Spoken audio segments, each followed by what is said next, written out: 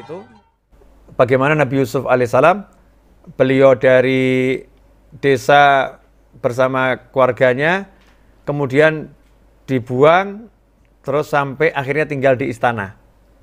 Cek, ada enggak keluh kesah? Nggak ada. Jadi nggak ada keluh kesah Nabi Yusuf alaihissalam sama sekali. Nggak ada keluh kesah. Tidak satu ayat pun yang mengabadikan Nabi Yusuf keluh kesah. Bahkan justru mengatakan bahwasanya saya diperlakukan sama Tuhan saya dengan baik, dengan khilaf. Ahli tafsir ada mengatakan Tuhan Rabbi yang dimaksud adalah Allah Subhanahu wa taala. Allah memperlakukan saya dengan baik. Jadi yang diingat itu, saya sekarang tinggal di istana loh. Nggak ngomong, saya kemarin di sumur, saya dijual sebagai budak. Nggak disebut sama sekali. Saya sekarang tinggal di istana loh, ini luar biasa. Ya itulah caranya. Caranya ingat yang baik. Kok sepertinya kita ini manusia yang terampau buta ya. Nggak bisa melihat yang baik itu loh. Yang baik itu sangat banyak, yang enak sangat banyak. Kenapa kita mesti fokus pada satu yang nggak enak? Itu yang menyebabkan kita susah. Yang nggak enak cuma satu, kenapa dilihat terus? Nggak usah dilihat. Lihat yang lain.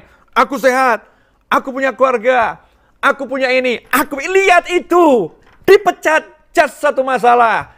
Dibenci orang, satu masalah. Masih banyak yang senang sama kita. Masih banyak yang dinikmat banyak. Kenapa kok nggak bisa lihat itu? Kenapa? Karena kita betul-betul menjadi manusia yang kurang bersyukur. Wa qalilun min ibadiyas syakur. Sedikit sekali dari hamba-hambaku yang bersyukur. Nabi Yusuf alaihissalam nggak begitu. Keren betul nih kalau kisah ini kita renungkan benar, dibuang, diangkut sebagai barang. Kalau sekarang tuh dimasukkan kontainer, dikirim gitu lah. Bayangin, dimasukkan kontainer, dikirim, nggak pernah cerita pada yang lain.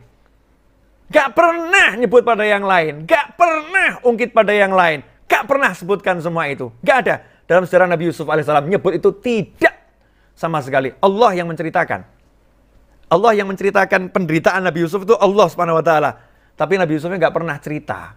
Sementara kita nggak sibuk cerita yang nggak enak ini, bahkan di-share di YouTube, di-share di Facebook, di Instagram, di WhatsApp ya, bahkan update status baru dipecat. Masya Allah.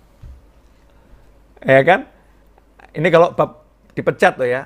Dipecat ini kan maknanya macam-macam. Bisa dipecat A, dipecat B, dipecat Z ini ya. A sampai Z itu.